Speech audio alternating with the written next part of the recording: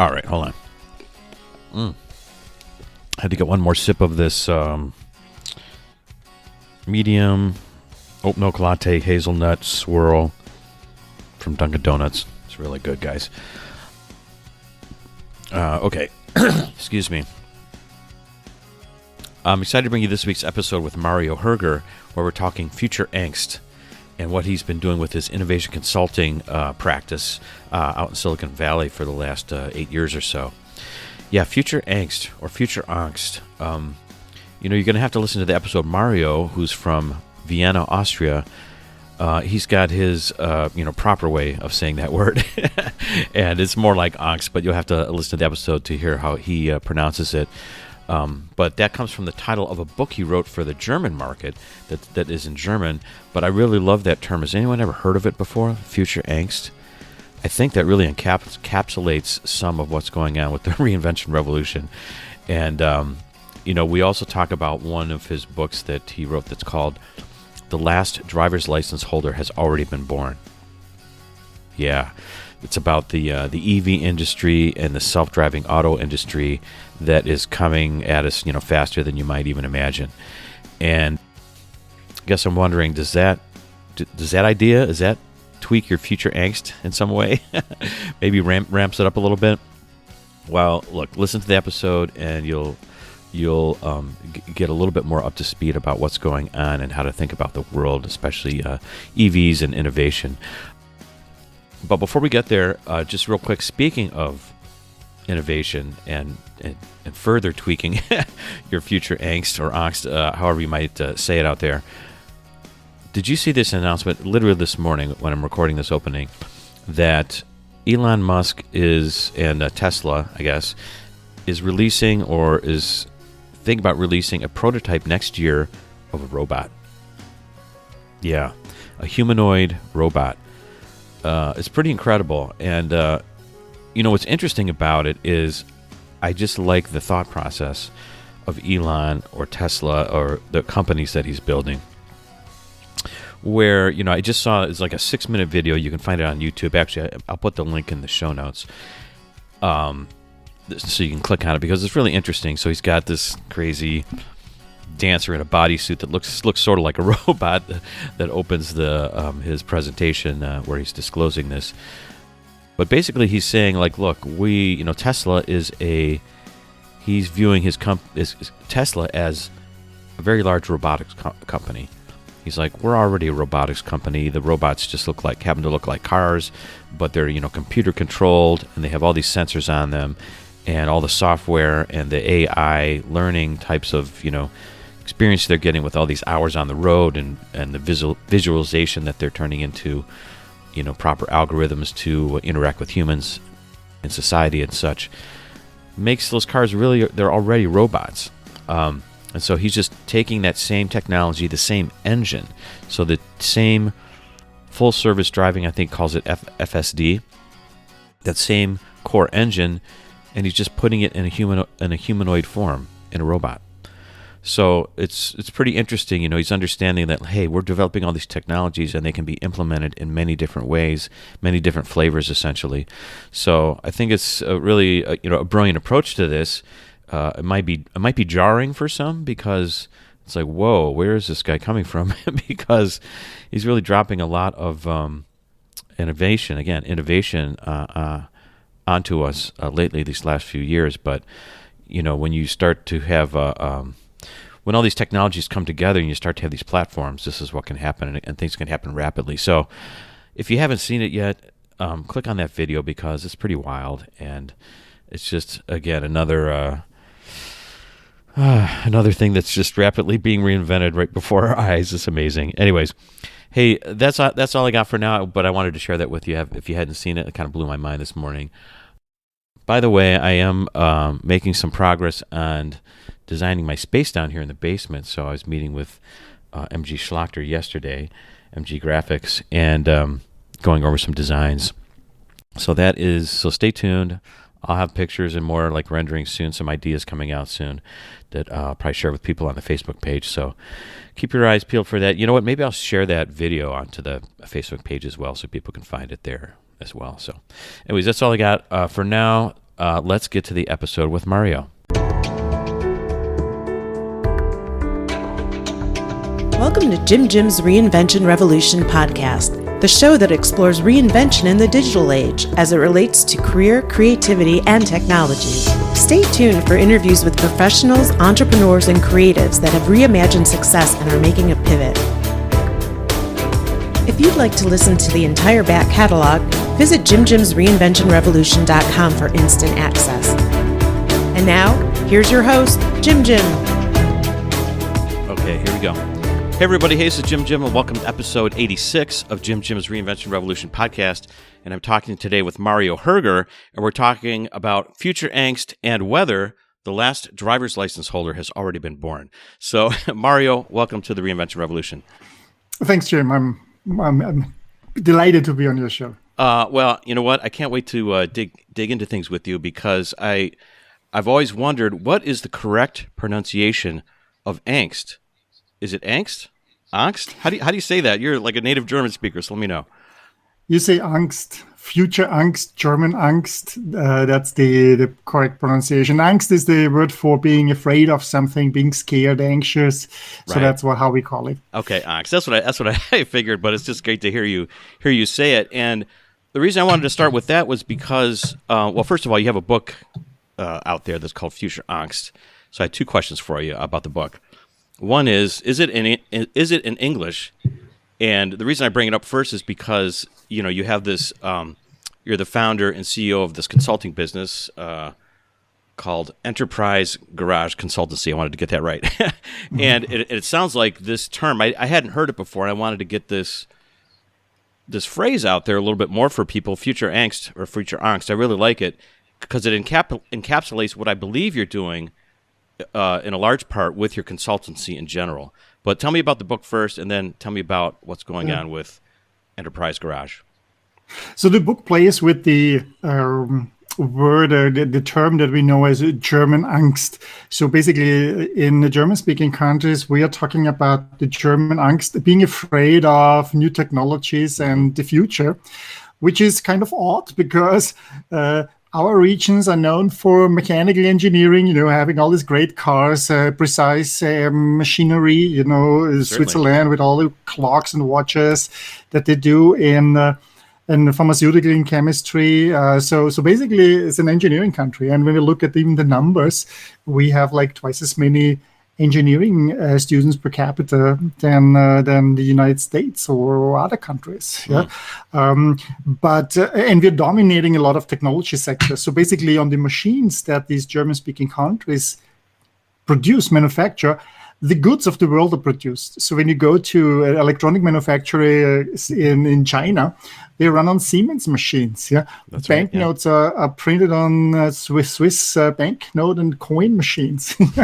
So you see, it's kind of odd. And then of course, cars, a machine that drives you, Sure. is high precision when you look at that. But then we kind of lost this vibe when we look at digital technology. Yeah, we are all in this thingy things, the things that you can touch, this Physical things, yeah. these physical things, but not digital. And many people have this notion that digital things, this is nothing real, right? Software is not really stuff. Yeah, so it is kind of vapor products, yeah, and then all these digital companies in the US make all this so much worth, market capitalization trillions of dollars in dominating a lot. So we have difficulties in wrapping our mind around that, and Right. This is a German angst. So now I titled the book playing with that thing calling future angst. We're kind of afraid of the future, and why? How did this come? How was this in the past? Did we have a past angst as well? Yeah, do we have a present angst? Yeah, Right. But in the past we had the past chances that we took. I mean, when you look at all these companies that are today in the German stock index, 30 companies are there, 24 older than 100 years. So in the past, apparently, we did not have angst to start these companies Right, and do exactly, them. yeah. But today, we're not able. And it's not just the Germans, it's the French as well. They have a similar situation, and Right. the Swedish. So it's kind of a European thing. And I'm pondering about that in my book and trying to make I sense see. of it. Well, certainly they call it the old world, at least here in America. We look at Europe and often people say, "Oh, that's the old world," because that's it was before the United States got started. As a modern country here.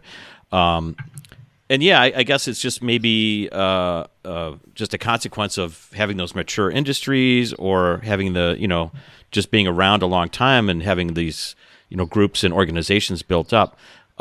So when you put that book together, was that specifically for the German market? Is it translated into English, or is it just really targeted for your home countries over there? So although it has the word future in it, which is the English word, and the German word for future is Zukunft, which is a different word.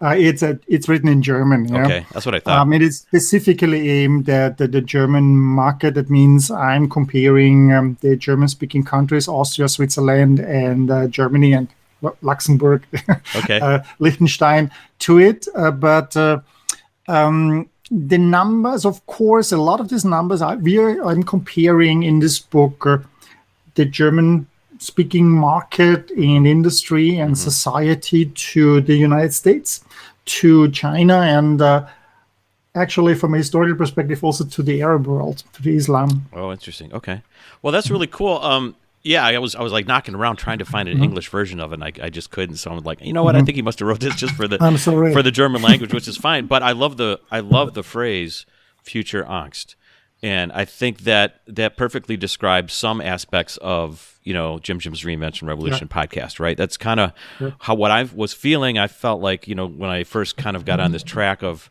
what, I need to learn more about software and the online world, even though my background is in engineering, physical engineering. I have a master's in optics and studied physics. But I really felt like, man, the software is really coming to eat the world. I need to spend more time with it, and I need to reinvent myself a little bit. So I was feeling that angst, but I just never coined that phrase, future angst. It's really a lot of it's here already, but there's more and more coming, right? So I wanted to get that phrase out there. So thanks for just sharing the background of that. But as I mentioned, I think it kind of describes maybe in general, and I don't know if you intended this, what you're doing with your Enterprise Garage consultancy. So explain that to everyone, because you're an innovation consultant, basically, right? Trying to open people's minds, train individuals, corporations, and even governments, countries in a way, to figure out, hey, what's really happening, how to open their minds, and how to appreciate the changes that are going on, right? Yeah, so the idea behind this name and the consultancy is coming from the Silicon Valley. You've heard about startups and about these garage startups. Some of the most famous companies were started out of a garage. HP, Apple, Google, famously. Right. You can actually visit those places. The garages are still all there in the Silicon Valley, in Palo Alto, and wherever you had them. Right. Today, of course, with little signs in the tourist magnets that are there. Sure. Some are actually privately owned, so that means they have all these signs up there. Don't leave me trespass. alone. You're on camera. Right. It's just a house. Get out of here. Right. Yeah. But the idea was really because I'm coming from the corporate world. I worked for 15 years for a large German software company in the Bay Area. That you want to try to understand what is this mindset that a startup brings on the road and bring it into a big corporation. Where you have, of course, way more structured processes and different, company policies and politics, especially playing up there, which stifles innovation and creativity. And how can you get this little mindset of a startup from a garage, so to speak, startup garage, to an enterprise garage? So consider that as implanting the startup mentality, the startup mindset into your own organization. Of course, this is never working you just take it and copy that. You have to adjust that to your structure, to your company culture, to the legal framework that you work in, to the countries that you work in. But there are always little impulses that can help you with it. And that's what I'm trying to do. Enterprise Garage Consultancy is, for me, the legal entity, and I'm working in that, so to speak. I see. As an individual, yeah. Right, I got you. Well, when did you started out working in Germany, correct? And it wasn't with SAP in Germany, is that correct? Correct. So originally? I started working in Germany, in Heidelberg. This is a town an hour south of Frankfurt, the large, where the airport is, where typically you fly into Germany. Sure, been and there's the headquarters in Waldorf, a little town outside of Heidelberg. And Heidelberg is known as a place, where a lot of U.S. military was. There was tons of barracks. So basically, you could buy American cars there, Chrysler, which you could not get really. Interesting. Some American brands you couldn't get in the U.S. In Germany, except at there. Those military places, because the soldiers, of course, wanted to drive American cars. Right. But actually, many bought old BMWs, and I drove on that. I'm sure they did. Yeah. T-shirts. They bought T-shirts. I survived the German autobahn because there are no speed limits. And that's totally exciting. I've driven on the autobahn before, and it's not for the faint of heart. I'll tell you that. It was very nerve-wracking for me. Way more. It's you have to have more discipline. That's correct. Yeah. I think that's an understatement. You have to stay really in the right lane. If you're not passing, you go in the right lane back. You cannot just hang out in the left lane. Yeah. Don't do it. Yeah. And there are only 2 lanes. Yeah, that's right. Normally. That's right. But we are deviating here, I think. Yeah, sorry. Anyways, well, I just wanted to dig into your background a little bit because just about your own personal experience of innovation and opening your own mind. So, you grow up in the old world, let's say, in Germany, in Europe. You're working there, but you have an opportunity to come to the U.S. because of your company, SAP, right? They had some outposts in Silicon Valley. Is that how you came to the U.S. originally?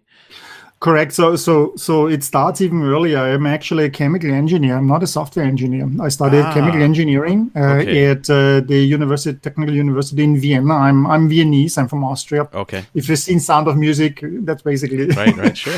the kind of clothing that we have, at least in the past. And when you look at me, you see also the muscles. Schwarzenegger is from my country. Yeah, I'll make sure I put a nice picture of you on the album cover here. But keep going. Correct. But I always felt, that even if it was a great study to do that, chemical engineering, that was too narrow for me as a field. So I also I signed up for an MBA, and you have to know the education system is a little bit different. We don't have to pay fees for university. It's a free system. So I could, because Vienna has multiple universities, I could inscribe in 2 universities easily and do a parallel study, full studies of those things. So I wanted always to combine economics with technology and other stuff. I see. Coming out of high school, I wanted not to just narrow down in one field, even that it was very interesting. Mm-hmm. And then I went into software engineering. I never worked as a chemical engineer because during my PhD, I had to program a lot. We measured exhaust gases from heating systems, which is funny because one of the oils the fuels that we are measuring is chemically see nothing else than diesel. So I know how to manipulate diesel emissions. Wait a second. You didn't tell me you worked for Volkswagen. No, I'm just kidding. No, I did not. I never went to the dark. Okay. I never went to the dark side. No one will hear this part of the podcast. I won't. But anyways, I'm just kidding. So basically, 15 years later, when this came all out with the Volkswagen, I knew exactly what you can do. Because I've done that. Yeah, we manipulated that. When you do this, then this goes up, and reduce that, the other one goes up. Right. Of course, that's completely clear. Yeah. But I went into software engineering because I had to program a lot during my PhD, and I always wanted to combine my. That's interesting. I grew up with the Commodore 64, so we programmed on that, and that's what I found fascinating. So I started with SAP. Right. And there I had to do we were doing big data stuff. Yeah. So back then you have to see 2000. We talked about terabyte customers. We had 5 terabyte customers. Yeah, SAP, as you may know, SAP. You may know better now what SAP is this humongous company that 90% of all big corporations have SAP installed as business software. I was going to say it's enterprise. For people who don't know, it's an enterprise software.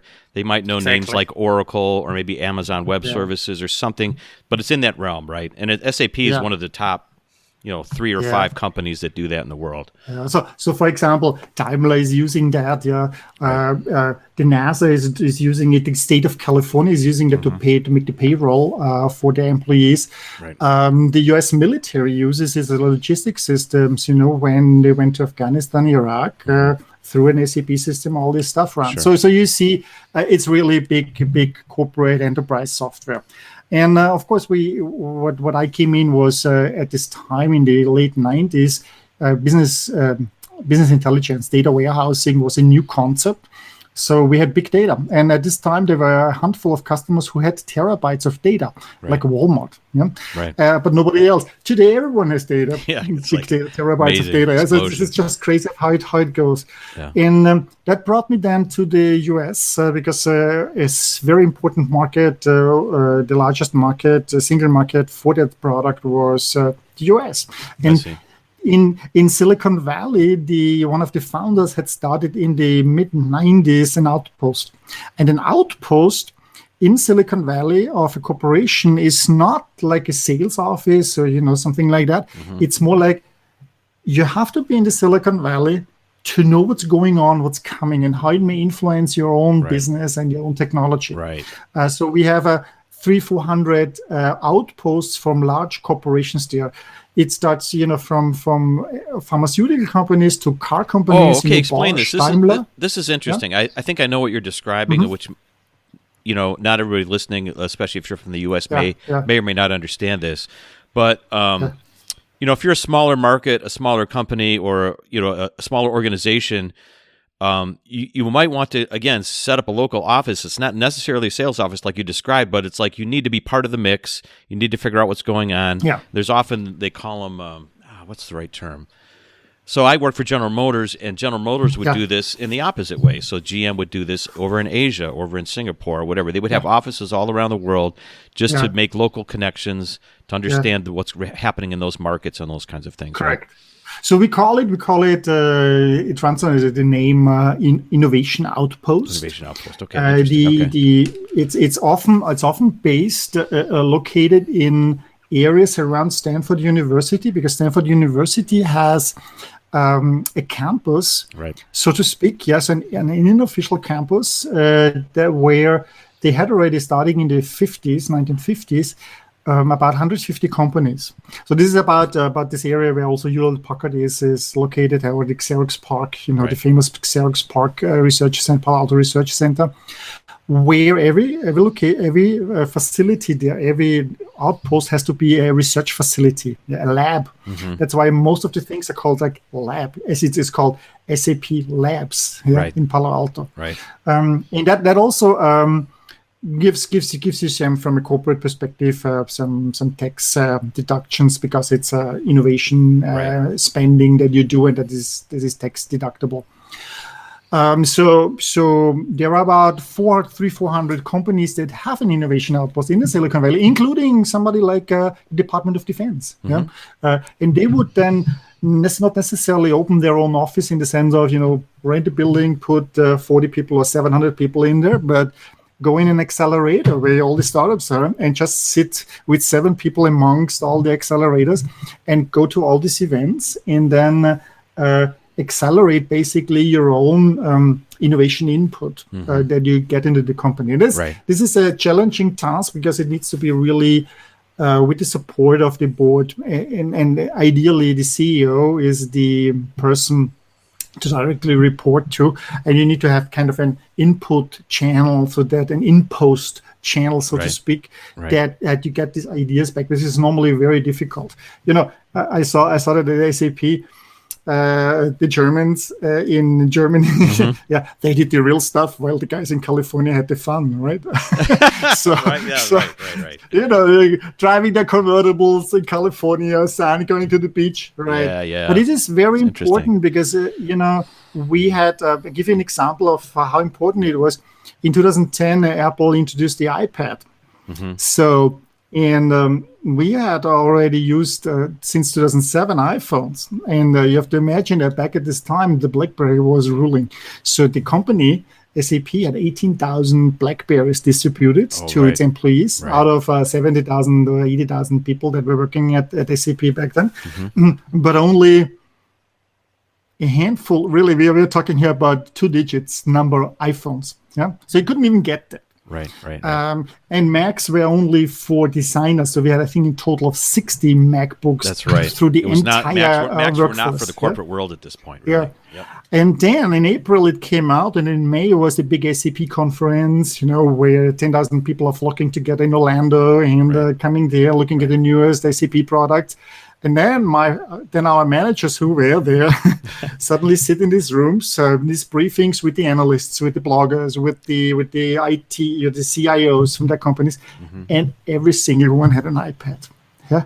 And they were looking at it like this, and all of them wanted to have the solutions to enter the data through iPads, for their Salesforce, for maintenance guys, into an SAP system. Right. And that meant to build up an infrastructure for that. What does it mean to do that? The user interface is completely different from what you have on a desktop with it. So really, and this changes everything. And that is why it is important, because we've been driving that.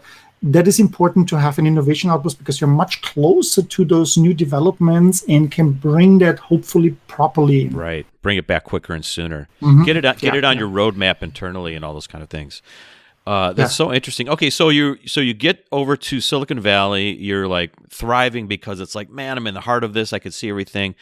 But how and why did you leave SAP and say, you know what, I can't do it in this manner anymore? I want to start my own consultancy. I want to be on my own. So when you live in Silicon Valley and the neighbor is a startup founder, and the neighbor across, or the parent from the other parent from your son's schoolmates is a venture capitalist. Where here you have somebody who is a lawyer who helps set up startup contracts, contract partnerships between startups and big corporations. Then you have just these role models around, and you hear all these ideas, and you think, hey, wait a second, this guy just raised 10 million or 40 million. Right. I can do that too. Sure. So you become cocky. So, but yet, if you live somewhere else, you basically know people only that is around the industries that are local. So for example, if you live in, let's say, Munich, you know a lot of people, BMW guys. If you live in Heidelberg, you know all the SAP guys. If you live in Stuttgart, you know all the if you live in Detroit, you know all General Motors and Ford guys. So this is your input and a sign of what are the possibilities and opportunities that you have. And in Silicon Valley, it's just everyone has an idea. You sit in a cafe. I'm from Vienna, so I'm sitting often in cafes, have a coffee, and then you overhear a discussion on the neighboring table about autonomous vehicles, and over there somebody presenting a startup to a venture capitalist, and then you say, hey, wait a second, that's interesting, let's talk to them, and then this networking is just here, and then you say, I think I have to give it a try, at least one shot. You never know how old you are getting, so I don't want to lay on my deathbed and then say I've never tried it. So This is what I said. Okay, I want to try it. As good as my 15 years with a big corporate was, I was in the stage that said, okay, maybe I want to do something myself. I've been too much in contact with that there is a possibility. Maybe I fail. I don't know. And the longer you wait, the more difficult it becomes, because you're just piling up reasons why you should not do it. You're just reinforcing the habit of I'm doing this. Correct. Interesting. So how long has it been since you've left and have been doing your consulting? That's now almost exactly 2 years. 8 years. In 2013. I think I left in October 2013. 8 years, and it's been an interesting ride with all the ups and downs. Because at the beginning you have to build up your own, client base. You have no idea what you're worth, how this works, this business. You have to deal with everything from building up your websites. How do you do marketing? What's the best way? And for me, writing books on those things is like putting out a flyer. So some people are putting out a 2-page flyer, a little website. I put out a book, and in many countries, that is seen as a sign for expertise and also discipline to write such a book. And then people often read that and come to me, invite me, put me on projects, on talks, on workshops. Sure. Or come then over, because I write about the the mindset differences then between Silicon Valley and the rest, so to speak. Right. And people want to basically experience it themselves. And I'm not just pulling it out of thin air, what I'm writing there. I'm also, of course, meeting with people, talking to people, have my network, talk with people in these different companies. And then, I approach them and ask them, hey, would you have time to talk to them, tell them what you told me, and maybe give us a quick tour through the factory? Right, absolutely. And show us the latest robot or the latest, laser beam. Well, it all works together, and I wasn't surprised to learn, just learning about your last few weeks here, that you had a PhD, because it's like you wrote all these books, so you definitely have the discipline, and I can feel the academic rigor in a way of all this, the data and statistics and history of. I've been reading this, which we're going to get to in a second here. The last license has the last driver's license holder has already been born. Anyway, sorry, so that's a long title, but it's really cool. That's a bulky title. I know it because the German. I can tell you the story about that. Yeah. So the book basically makes a statement: living in the Silicon Valley, seeing all these autonomous cars driving around, seeing the electric cars, Tesla, that this technology is further developed than most of the people realize, and it means that, and the time frame is where the last person making a driver's license is already been born, because the legal framework will change within the next few years and say, okay, only autonomous cars are allowed on public roads, no manual driving anymore, because the technology is here, we have it, it's much safer, and we can reduce our fatalities and injuries by 90%. Yeah? Right. And the name behind it was, I had a very boring title for that book at the beginning when I had a concept and idea of writing that book, and that was The Second Automotive Revolution. It was very boring. And the first automotive revolution was going from horses to... So I said, no, this is a working title. This will not be the end title. And then I have a friend, a Mexican guy, studied in Paris, married a Munich girl, lives in Monterey, teaches at the Naval Postgraduate School in Monterey. Basically, is a professor there. Yeah. And what do you talk with such a guy? Well, you talk with him about aircraft carriers, right? And how they maneuver sometimes and make this like in an angle so that the landing strip is not straight, like in wild weather, stormy weather, so that they land basically kind of angled, these planes, Right. And I mentioned, I read actually about basically the drones, that when they fly drones and land on that drone planes, that they are so precise that the personnel on the ship itself ask them, because they have three cables over that the drones always got the first one, and the first one was used too much, so that they had to constantly change it, so that they make it a little bit more random, so that they get the second and third cable also used. Oh, I see. And he said, oh yeah. The fun is actually that we already talking about the last Air Force pilot has already been born, and I click. That's the name for my book. Oh, interesting. Yeah, this is true. So I don't know if you saw that famous interview. I think it was with Elon Musk or something, where he mentioned he was talking to like an Air Force general or something like that. Yeah. And they were talking about drone technology and whatever. And he's like, we're going to need no more pilots. And he's talking to a pilot, like an Air Force pilot. And it was dawning on him, this is the case, There was a book out there in 2008 by P.W. Singer, I think was his name. It's called Wired for War. And back then, just remember, this was the U.S. engaged in Afghanistan and in Iraq, and deployed forces there. That he was talking about autonomous systems being used from boats, submarines, really autonomous systems, to drones, to robots that they used and threw into houses, for example, in order to get the insurgents that are hiding there. And he talked about one guy that was an Air Force graduate, and he had, and you hope then that you get a squadron, you get commanding a squadron, flying planes. And so during that time, there was a lot of military activity because of these deployments. And a year after, and he was deployed to a drone unit, and he was fighting it as much as he could because he wanted to fly. He's a pilot, right? Right. My brother is a pilot. He wants to fly and not want to have remote controlled things. But he couldn't get out of that. So they had a reunion, I think, a year or two later. And so his Air Force pilot colleagues, they were sitting there and talking about how many battle missions they had. yeah, and the others were all flying planes. And they say, well, I had one, I had two was a max, yeah, Right. and most had zero, yeah. And he said, I couldn't believe that with my drones,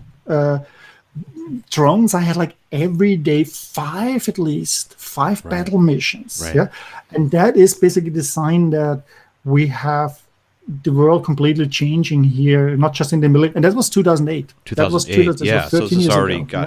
10, 12 years ago. It's so interesting. Well, so okay, let's talk a little bit more specifically about your book here, because that was one of the things where I started learning about you. I'm like, oh, this is interesting because I used to work in the automotive industry, and I'm into technology and engineering, the physical engineering world. But now this is all really changing, and there's a lot of wide-ranging, I guess, secondary effects, even to if you just wrap your head around the idea that we're going to have autonomous vehicles and all those kinds of things. But all the other effects are pretty interesting in terms of what's really going to happen and how close it is. So I want to kind of focus on, I guess, that part of like the contemporary part that people might not understand. Like, I think they have a feeling, this is coming someday, but someday is a lot closer and maybe is even here. So I wanted to kind of maybe pick your brain a little bit on some of the contemporary developments that you see sitting in Silicon Valley. And just coincidentally, this past weekend, I want to share you a quick story, two quick stories, I guess, before we get started, to put this in some context. So I just happened to be in Detroit over the weekend, Detroit, Michigan. So the home of General Motors, Ford, Chrysler, the big automotive powers in the world of the 20th century, of course, including the Germans as well. But it kind of brought back some memories. And I remember when I first got out of school in 1990-ish or so, I was working for GM. And this was when the Japanese were really coming into the American market with the small cars. So Toyota Corolla, right? Honda Civic. And they were just starting to kill the U.S. car companies because all they made were big cars, big gas-guzzling cars. And it was really a tense time at work when I would go into work. I mean, there would be the union workers in the parking lot of General Motors. I don't know if you heard stories like this. They'd buy a Toyota and they'd be beating it up with sledgehammers in the parking lot of the General Motors facility where I'm like going in as a white collar guy going to work. I'm thinking like, what are they doing? They're like having these like crazy riots and rallies in the parking lot because they were, they didn't want the Japanese coming and taking over their territory, basically.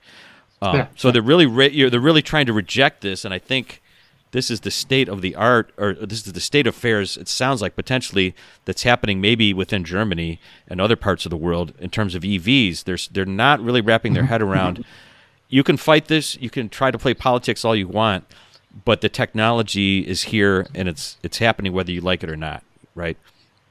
And so this kind of just reminds me of those early days when I was at GM, and it's like, guys, you got to get on board. You got to start moving. And luckily, and at this time, the SUV thing hadn't started, so GM didn't know what to do to make money. They finally figured out that, we'll just double down on making big trucks and SUVs, and that pulled them out of it for the moment. But now it's like it's all hands on deck. We have to go EV. So tell me what's happening in the EV world. So of course you mentioned so many things, in this time when Toyota came into the US, so with their cars. I mean, Toyota had at this time cars that they could only sell through their low prices because the quality was just not, or what an American would expect. Convenience very and early, comfort. I would say late 70s. That's true. Very very early. So sold only a few hundred, but then also. The big three opened up the doors basically because they became too complacent. That's right. And the unions worsened that situation.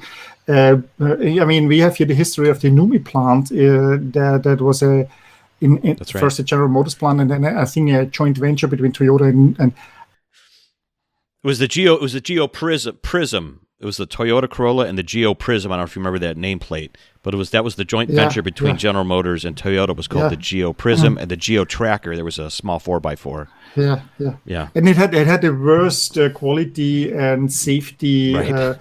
So qualities ratings, the biggest problems because they played.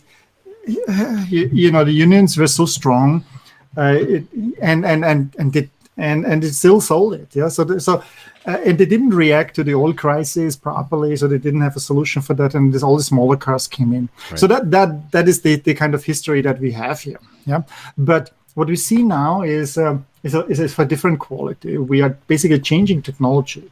We are going to electric vehicles away from the combustion engine, and we're going autonomous. And adding to that, new business models like just having that as robotaxi, driving around and not owning a car, is just another.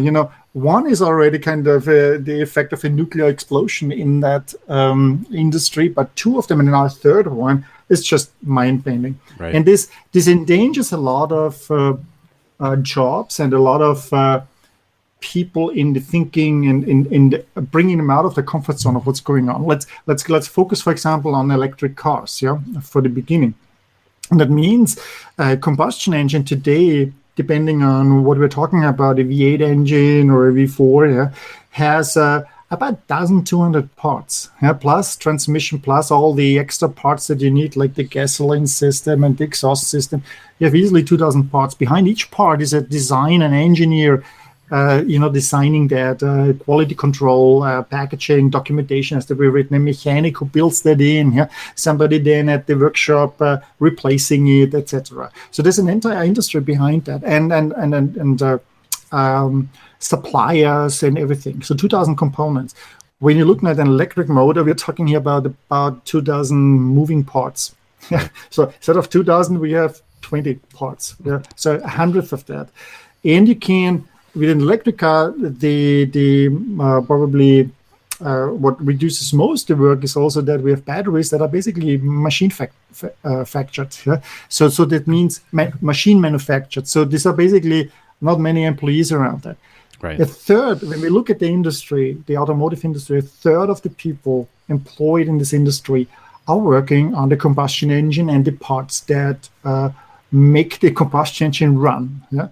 And when you need only 10% of those 30%, that means it's a lot of people that you have to have no use anymore. Right. Yeah. And then, of course, when you look at is a term called petromasculinity. I'm not sure if you ever heard that. Petromasculinity. Wow, sounds pretty deep dive into psychology here. What keep going? Yeah. We're going to psychology here, right? Exactly.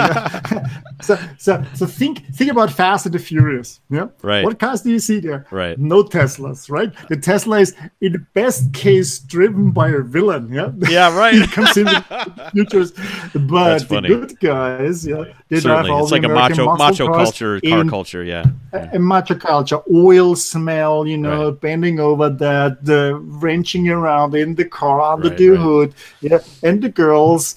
So the women, they are similar. So basically your entire identity is around that petrol thingy. Right. Yeah? Right. The smell of it, the wrenching the hands on. Mm-hmm. And when you take that away and say electric motors, you don't have to maintain them anymore. You're not going with the wrench in an electric motor. There's nothing to maintain. Yeah? Right. Then you take away the identity. It's not just a technological shift. It's an identity stealing that you do, and that creates some of the most adverse reactions. And that's what we kind of see, and that's why especially industries with strong unions have troubles adjusting to that, because how, imagine you're the GM of the CEO of GM, or Daimler or Volkswagen, and you tell your shareholders, you tell your employees, you tell your union, well, we're getting rid of a third of the people. Yeah. You're dead as a CEO. Yeah? It's a tough problem, but like a real problem. Like I would just like to put it in like more like kind of street terms. I was just thinking the other day, like I walked into AutoZone, it's just a local automotive store. Like, where you buy oil for your car and buy supplies, if you're going to work on your car, for example. And I was looking around the store thinking like probably 75% of all the products in the store that they carry will be irrelevant in about 8 years. I mean, all the quarts of oil, all the air filters, all the wrenches to install the air filters, all the oil pans, I mean, all the overalls because you're going to get dirty. I mean, it's like just that's just kind of a real visceral thing. It's like all of that was going to go away, and in the smaller products that are out there, like the leaf blowers and lawnmowers and everything that's going to go EV, it's already pretty much gone away. The vehicles are larger, so it's a tougher thing to change them so quickly. But so we know that's going to happen. What are the interesting things that you see happening though right now, and see, like, I think people think this is in the future. They think, yeah, it's going to happen. We know that, but it's 20 years away, it's 15 years away.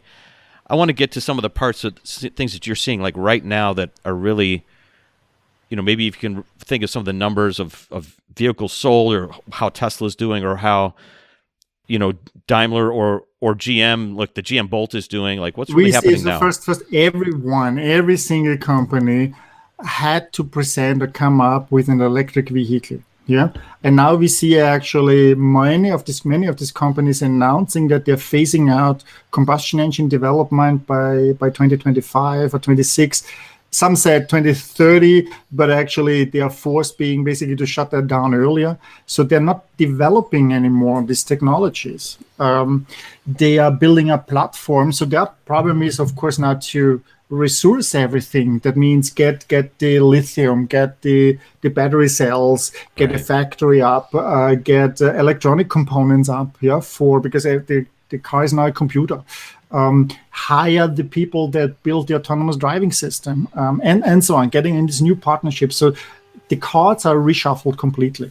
And it's going faster. So all these companies have told first 2030, 2035, we will have probably 50% of our cars being sold. We see that now with those companies that have the first electric cars out, the traditional companies such as Porsche, they sell twice as many cars as they had projected. Yeah, the Porsche Taycan was supposed to sell 20,000 cars a year. This year, they already sold that in June. 20,000 electric, 100% electric Taycans. 20,000 electric Taycans were already sold in the first 6 months of 2021. Yeah, when we look at, and then during the COVID pandemic, electric cars were the only one that grew. That actually, I mean, look at Tesla. Tesla sold last year 500,000 cars, 500,000 cars the first time. This year they are on the road to sell about 800,000. So we're talking, and they had an average growth rate of, I think it was 50 or 60% every year, selling more cars. So the lowest rate that they ever had was 39%, and the highest went almost to 70%. And we see that, and we see that with Volkswagen. Volkswagen had the ID3 and the ID4 out there. Right. They actually could have sold more. The problem was really that the software was not ready. Yeah, they had software troubles, which delayed it by half a year. They had, now the chip shortage comes in. So the car companies are actually prioritizing electric vehicles for the chips. Look at General Motors. Ford. Look at Ford. Yeah. Ford brought out the Mach-E, basically the electric Mustang. Yep. They manufactured this year more Mach-E, more electric versions of it than the combustion engine version because of the chip shortage. They stopped manufacturing the combustion engine car and prioritized the new electric vehicle. And that just so the growth rates over the year, and this is now kind of the Silicon Valley term that we're always using, is exponential growth. We're talking about exponential growth. We are basically had in the last years a doubling of EV sales every year, every 12 to 18 months worldwide. Yeah. So when you sold 1,000 in the 1 year, you sold 2,000 the next year, 4,000, 8,000. And while it starts small, and you don't see it, and we are very bad in understanding exponential growth. Right. Suddenly it goes from, you have 1 million cars, you have 2 million, you have 4 million, you have 8 million, you have 16 million. But during the pandemic, we saw growth rates of 200 and 300% of electric vehicles.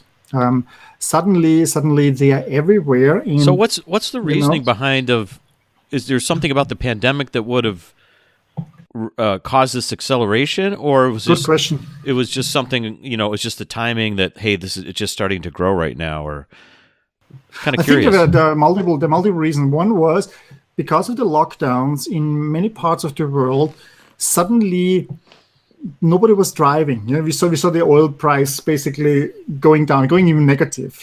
So suddenly the air cleared up, and people realized of how much exhaust is being emitted by traffic and of course by running factories and all this kind of stuff. Right. What was it in India? And this one, was it New Delhi? They suddenly could see the mountains. Right. You never see the mountains there, and suddenly they saw them. So people started to ponder about that and had time to think about it and said, maybe an electric car is something we should consider. Yeah, right. Let's take a look at. The other thing is that a company such as Tesla, and I bring them up because they are the most advanced with electric vehicle in regards to the electric vehicles.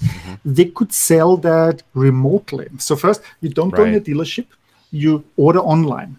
Yeah. But then also the takeover of the car is remote.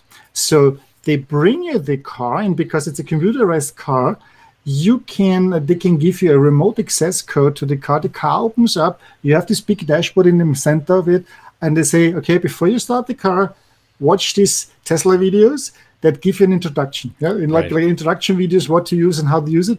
And so there was no contact between the salesperson or the person delivering the car and the customers to make it safe. And that allowed an uninterrupted sales process for such a computerized car. With everyone else, you need to hand over keys in order to access the car. You do this setup, and that's how it's more. But this one is like easy peasy. That's a good point. And I think these are some of the factors that helped continuing with that. Yeah, I've seen the growth of what is it, Carvana? This sort of what do you call it? It's like a big like a bubblegum machine full of cars or something that is making for the used car market anyways. Making this process very similar in terms of just all remote, online, and they've seen tremendous growth over the last few years. And the pandemic must be part of that. This is also basically a historical part. The traditional car companies are working through dealerships. These dealerships are not companies that the car makers own. These are independent entities. That's right. Yeah, and what happened is that most of the states had kind of a local law that allowed the sale of cars only through dealership, but not by the manufacturer. That's so there's no manufacturer to customer direct sale model. And that has a historical reason. From in the 1930s, when the big recession was, the car companies such as Ford, they just pushed out cars, although the dealerships knew they couldn't sell it. Nobody had the money to that. But they feared if they're not taking those cars that they get, they will be losing the contract with them. So in order to protect themselves, they urged the local representatives, the state laws, to basically prevent them, manufacturers, from direct sales, so that the sales are only going through dealerships. Now Tesla is coming in, and Tesla does not have any dealerships. They have Tesla stores, which are run by Tesla. Right. So that would be basically a direct-to-customer sales model. And that is illegal in multiple states in the United States. And Tesla is fighting that thing. Because in the end, you order online the stuff. I ordered my Tesla here that I have here in Silicon Valley, that I drive here in California, while I was on a business trip in Germany. Right. I ordered it online from there, uploaded all the documents. I never met anyone, except then the guy who brought the car to my house, shook hands, and that was it. And that was it, right? So basically, these car manufacturers are coming from a history of how they set up their processes, including sales through dealerships.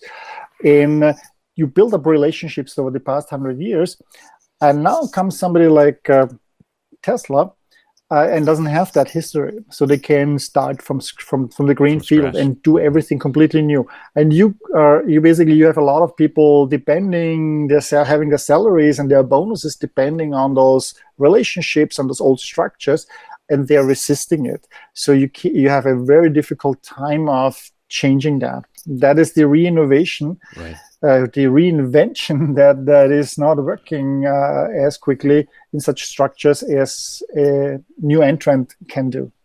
Yeah, I always found it so weird when I first started work for General Motors. It did dawn on me until I started working there that, like, oh my God, I never knew that General Motors cannot sell you a car. I never knew that until I started working there, and I thought, like, this is insane. How can you be such a large corporation, a worldwide manufacturer, worldwide supply chains, powerful, political, whatever, and you cannot sell anyone a car? Yeah, I just thought that was it was completely crazy to me. Maybe they could do some OEM sales to the military or something, but like. Think of it like other industries, the book industry. Yeah, when you look at Amazon, the bookstores and the publishers and the bookstore have no clue who's reading the book. Right. Amazon so weird. knows everything. Yeah, right. Just think of it. It's crazy. How do you do your business if you don't know that? Yeah. Right.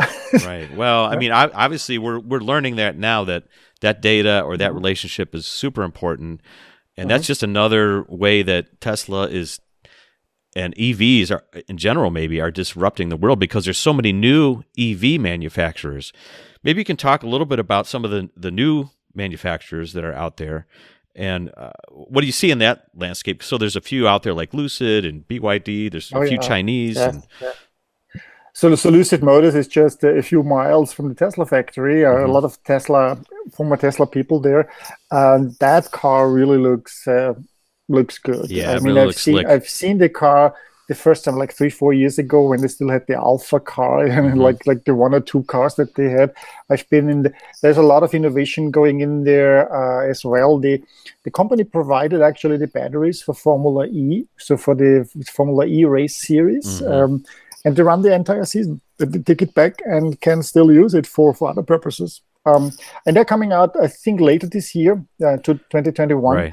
And you see already the cars in their Lucid studios, I think they call that, where they display that. Very Californian. They use Californian colors and motifs and so on.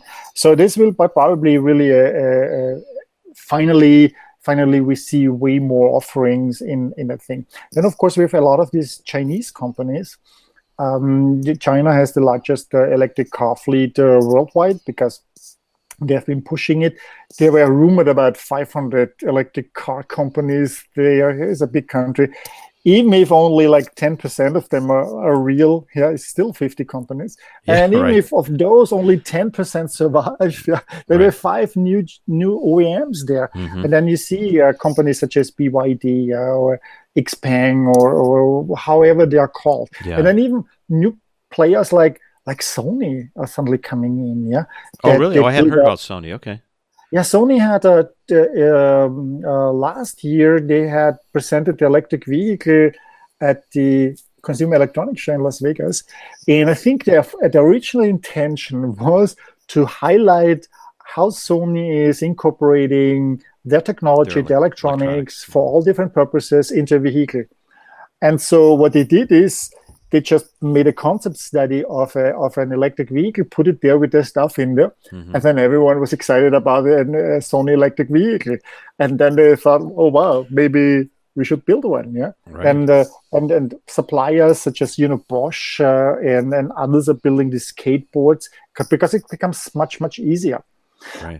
Or we see completely new vehicle types that allow us these platforms. You don't have an engine somewhere in the front and something like that. You have basically on the bottom, like the skateboard board, is the battery compartment, and where you position then the wheels depends just on how large you build the battery, and then what you build on top of that is completely up to you. Yeah, so we have Canoe. They built delivery vehicles and campers, and I don't know what. Yeah.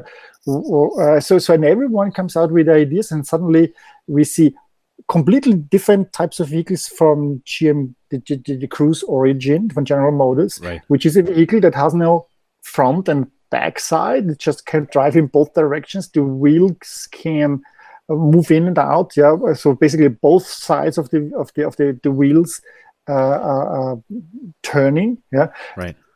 Crab mode is possible suddenly. That you drive much easier to parallel park, right? If you have troubles with parallel parking, Right. and it gives you already, and the people are sitting not in rows behind each other, but they're sitting across each other, looking each other into Right. the face, to walking in, and that already gives an indication that we are actually seeing something happening here, that you don't own a car anymore, especially when it's autonomous. Right. Then with autonomous technology, you just use it like an Uber kind of service, and if it can come within a minute, you don't need your own car, and you can, if you're in a city, let's say, and you just need to go 5 blocks, then you have a one-seater that comes for you. If you need to go to a furniture store, pick up a shelf, then you order a larger vehicle, and you have the type of vehicle at hand that you need. When everything is robotaxi, and we would need then only, let's say, 10 to 20% of the vehicles on the street right now. We have about, I think, 300 million cars alone in the US. So imagine we only require, let's say, 30 or 60 million cars. Suddenly all the parking spaces, garages that we have today, they're a thing of the past, because those cars are not parking. They're driving then 10 hours a day, and not just half an hour to an hour like they do today on average. Right. And these are the second order changes that basically allow us to design cities, to design houses differently, cheaper, and use the city infrastructure and public spaces, not for cars, but for the humans walking there, sitting there, eating outside, etc. Right. Well, it's super interesting. I mean, there's so much creativity that I think this is unleashing, like you said, different vehicle types, like, even with the deliveries and drones, like, delivering your groceries and just little things that are going to be running around your town that are just like little mini delivery vehicles, or large, Amazon, I'm sure, is going to automate their delivery trucks. Why wouldn't they? Right. Or whatever, it's just really pretty interesting that this is really, really happening. I'm sure you see some examples out there in Silicon Valley on the roads now. Like for example, like I said, I was in Detroit last weekend, and I saw a prototype of the new Polestar 2. So I don't know if you're familiar with Polestar, but it's their version of their complete 100% EV vehicle. And Polestar is the company that spun out of Volvo, I guess. Was their sport tuning brand, Polestar. It's the electric brand no, it's their electric Volvo brand. And what is the Chinese owner? Lee Automotive, something like that. Geely. So Geely. I think it's Geely. Geely. Sorry, you're right. Geely. So for them, basically, having a stakeholder like Geely coming into Volvo has been really a success. So they're backed up with money. So they're flush with money to develop these new vehicles, and obviously China needs them. It wasn't only important to have the money. It is that they gave them basically the freedom to work on that, and basically Volvo was allowed to unleash their engineers. And that is what you want to see. You don't want to have them restricted by unions, by management that comes from the combustion engine. They really went ahead, and they're selling more cars than ever. Volvo is doing better than in its history. Yeah, it's an interesting phenomenal story. Well, anyways, hey, we have a few minutes left on the podcast, but there's always a couple of questions I like to ask guests when they come on, and one's about technology. Since you're obviously, you're living and breathing technology, living in Silicon Valley and being in it from the get-go, and having this interesting experience of, studying a certain type of chemical engineering, but then getting into software, and just your whole experience of it being immersed in technology. How are you thinking about it going forward in terms of your own personal life? In terms of keeping your mind open to continually learning things, to continue, like anyone can, when things are changing fast, anyone can all of a sudden, be like the CEO of Daimler and say, like, we don't want to do that, or have these pressures of your family. We're not changing. We're not going to move to another town. Where your mindsets get shuts down. How do you keep your mindset so open and so interested in new technologies? Yeah. So that was actually the topic of this futureangst book, because when I see these delegations, the visitors coming to Silicon Valley from these companies, and they are all these product development SVPs or the CEOs or the innovation managers and digital evangelists. And then they come with an old iPhone, like an iPhone 6, Right. They said, hey, why are you having an iPhone 6 or iPhone 12 now? Yeah, it's like you're driving a 30-year-old car, Right. not because I love vintage cars, but because I don't need the new stuff. Yeah, or when I ask them, do you have an Alexa, Google Home, or something like that? Or wait, I have to turn them off here. Now they're all reacting. I'm having Yeah, right. Sorry about that. Don't say the A word. Okay. Seconds, then plug it back in. So my Alexa, so my Alexa, Okay, he unplugged and her. my Okay, Google sorry. Home, I have both of them. Yeah, they are reacting always. So when you ask them, do you have a voice assistant? And they say the first thing that they yell out from the back of the audience is like, they're always listening. Yeah, Right. we are so scared of it. Yeah, Right.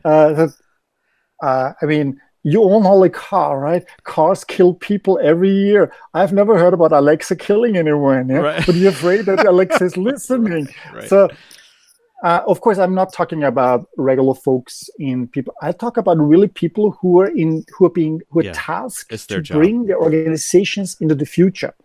And they are afraid to use these new technologies. So isn't about that you have to have an Alexa or that you have to have the newest iPhone. It's about generally the interest in technologies. The example of the iPad, we had it in the beginning. Yeah. Right. When I was on the very day that the iPad was released in Palo Alto, downtown Palo Alto, going to my favorite coffee house. Mm-hmm. Everyone there had an iPad already, yeah, because they were interested. What does it mean? What does it mean for my product? What does it mean for me personally? And I need to experience that in order to say. So I'm trying to always get hands on these technologies and use them. Mm-hmm. Because only after sometimes, you learn only what it really means after using it for several weeks. And it is not necessarily the most fanciest, expensive technology. It's just about an app. It's just about using a new social media thingy and get a TikTok account. All this kind of thing. Do not come and find excuses for that. So for me, the impulse is always using technology, playing around, but also reading about that, attending conferences, and not just the ones that I'm working on and that are right in this industry, but I'm going also and reading completely different things and attending a Hmong festival in Fresno where they show off how to curl your hair with the heat stick. Yeah, that is in the first moment. Right. You may think, what the heck does it have to do with my job? Yeah, but you don't know. In 3 months or in 2 years or maybe never, you get an idea of how you could use that, and that could help you with the solution or something. Right. So be curious, and that means, in a practical sense, take half an hour time.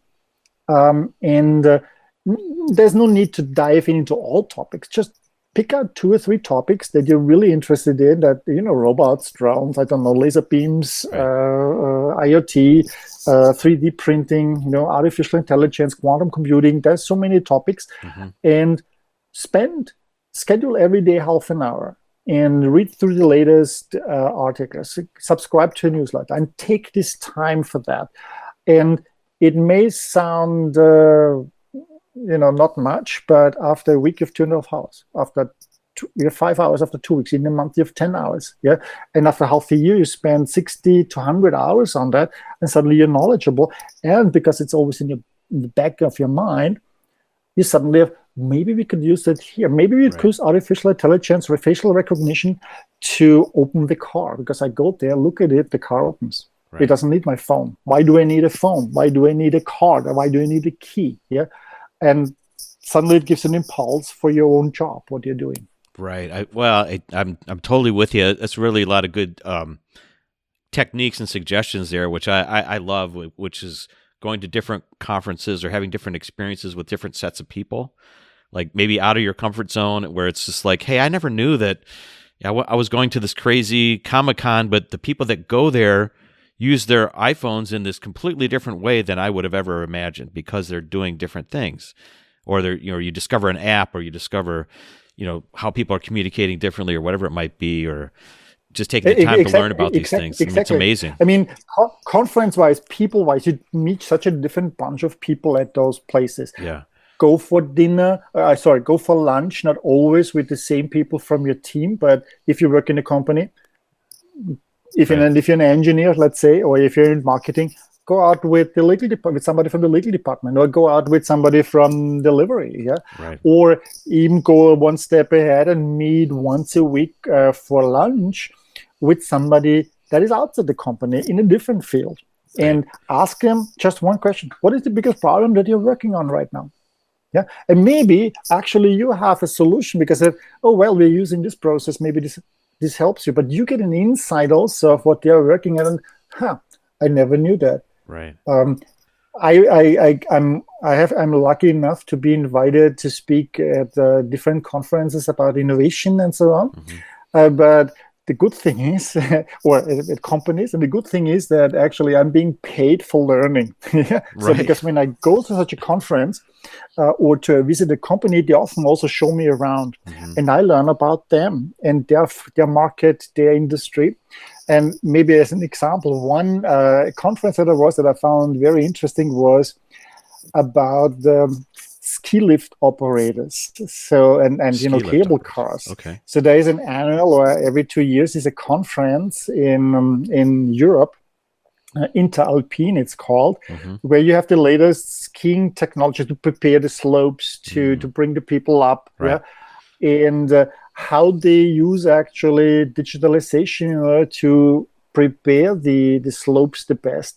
And this was super interesting because you normally don't have to deal with that. Yeah. Right. And some of the guys who did, when you see downhill ski racing and this kind of the time measurement thing that they did is those guys went and could use the technology in space to make precise measurings of how far those stars are away. So astronomers are now using this technology. This was developed by these two Southern Tyrolean brothers, to measure the speed and the times for downhill races. Yeah. Oh, right. Skiing. Now for astronomy. And you would never think about that. You would never have discovered it otherwise. Yeah. Oh, that's really cool. Well, I totally dig it. And I like doing those things. And like I said, for people that are listening out there, these techniques have been around maybe for people that were tasked with this, or corporate leaders, or people that are working on product roadmaps. But I feel like we need to do this somewhat in our own personal lives now, just to kind of figure out what's really happening with the how the world is changing. So, all right, I have one more final question before we get out of here, and that is, through your experience of starting your own consulting agency, really taking some deep dives into how the world is changing and how innovation works and how to keep your mind open. Can you share with everyone a reinvention revelation, something that you learned about yourself or about business that you never would have imagined now sitting where you are today? Yeah, I think what I realized for myself about reinventing myself, I think I did the most leaps of faith when I had a lot going on in my life. So it was not in these calm times where, life was on the track and then just going.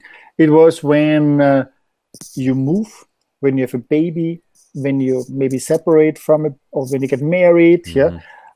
Because in these phases, you have to do a lot.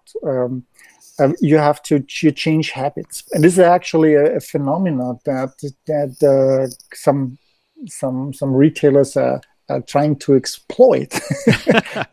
If you start buying stuff that's not on your usual profile, like for example, let's say baby oil, or towels, or a crib, there's probably something going on. So they try to change your habits by giving you more offers, and that is basically also when you, I think, reinvent yourself.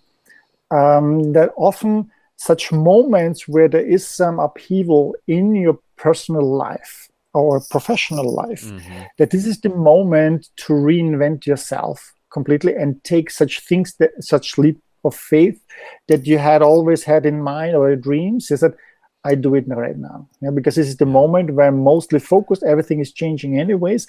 I'm creating new habits and I'm just taking this with me. So I think that I moved multiple times, from Austria to Germany. In Germany, I moved to the US. Yeah, I moved in the US multiple times. Yeah, you have always, you have children. Yeah, you have partners. You separate. You change your professional career. I don't know, somebody close to you dies or something. So these are all changes. And in these moments also are the moments, I think, where, for me personally, it was always the most productive time, where I took on completely new tasks and projects that I would have not dared otherwise. Because you're waiting, when you're in this calm mode, you're waiting kind of for this kick in the ass and all these things that are right. And sometimes you even know it. Sometimes you can feel it. Yeah. You know what, I'm in a rut, or sometimes you even know it, but you just can't bring yourself to change it up. Sometimes it's because you're comfortable. You're in this comfortable thing. Yeah. Right. And then, but if you're being pushed out of your comfort zone through such events, this is the moment, I think, where you can question everything what you are. Right. And it doesn't. I don't want to say that you have to constantly be in such a mode, because it's a very exhausting mode. The roller coaster kind of mode. But at this moment, it's probably the best chance to start something new and reinvent yourself. What you are. When I look at myself, I've probably every 5 to 10 years reinvented myself. So I started chemical engineering. Basically, this is 5-8 years. I did my PhD, but then I went into software engineering. I was 15 years software engineering, but only like 5 or 6, 7 years really programming and doing. And then I was innovation strategist, looking at innovation, looking at the meta universe of that kind of thing. And then I did my own startup. And in between, I had a magazine that I published. Yeah, I did stand-up comedy. Yeah, and even if many of those things fail, you keep pieces of that. You make your talks more humorously and funny and entertaining. Hopefully, yeah. A lot of people that draw cartoons for your satirical magazine that you published, so you can use that for books, for other things that you need for material. So you have people to access. Then you start your company, maybe switch your focus, go in a different market, and then try to. So and I see that with myself. I'm reinventing myself here on a constant base every 5 to 10 years. And I think this is the future thing. You're not going to be 40 years with one company. Yeah. Jobs are changing too fast. My father was 40 years with the Austrian Railways. Yeah. Right. But we have so many changes coming that you basically should be learning of how to create your own job. Your own job profile. I think so. I think so. You said it. You said it right there. That's exactly how I feel, and that's part of the message here is just like, hey, this is how the world is now. Like I feel myself, like for maybe the first part of my career was about, even though I switched jobs, about 8 years in the big corporate world. Then I started getting into the more high tech world with my fiber optics. Went to New England, lived out in Boston for a while. So about 5 years in the quote high tech, venture capital world, and then I came back, and then I just started consulting. So it's like I've done these changes, but I feel like they're being a little bit more rapid these days. So like I just bought a new house and moved. I'm selling my old house, so that's another disruption of. I feel like I need this to kind of keep me energized and keep me understanding how the contemporary world works, so I don't get steamrolled. But great advice. And now look at you. You started out as an engineer, right? And now you're doing podcasts. Yeah, now I'm podcasting. As an engineer, and now I'm writing books. Right, exactly. Who knew that this would be happening to both of us? But hey, Mario, it's been great having you on the show. If people are interested in checking out more about your consulting or finding your books and your blogs, you've written some really interesting articles. I'm going to be checking out your automotive focused website for sure. Where would you send people? How would they find you out there on the web? Yeah. So I'm, of course, all over the Google. So when you Google me, you'll find my name. But if you want to learn more about the automotive stuff, there's a website called thelastdriverlicenseholder.com, where I'm basically doing a reporting, current reporting from what I see in the Silicon Valley, from self-driving cars to electric vehicles, explaining the chip shortage after talking to some people.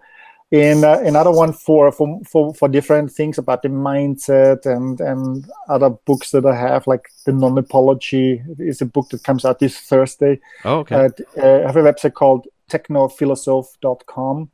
So you see already, I'm changing also my profile here from philosopher, because I'm looking from a philosophical perspective also of technology and how this affects societies and people and us. And I see. So, I got you. Well, I think you're in a good position to talk about it.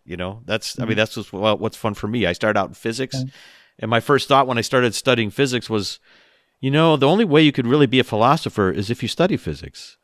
If you study technology and really understand the mechanics of the world and of human beings, then you can actually start to philosophize. You need to kind of go through that process first. I agree so much with you. You know what I mean? I think the older you get, when you start out with technology as an engineer, or as a scientist, you automatically come into the philosophy part because you are asking yourself deeper questions and what it means for us humans. That's right, because you're developing new tools. My professors at the university, they were all the older ones, they were all about what's the meaning of it? What does it mean? There were so funny things coming up, about space and the universe. It's crazy. Chemistry. Like, should I be doing this? I mean, it really forces you to ask those questions, right? Yeah. Interesting. Well, Mario, hey, what a pleasure, man. I really enjoyed talking to you, and hopefully we'll connect again sometime. Maybe I'll check in with you again sometime. But thanks for being on. Thank you, Jim. That was a lot of fun. Thank you for listening to Jim's Reinvention Revolution podcast. If you want to hear more, join our mailing list at jimjimsreinventionrevolution.com. See you next time, and remember, the revolution has just begun. So dig in, embrace the process of reinvention, and start realizing the success you've always dreamed of.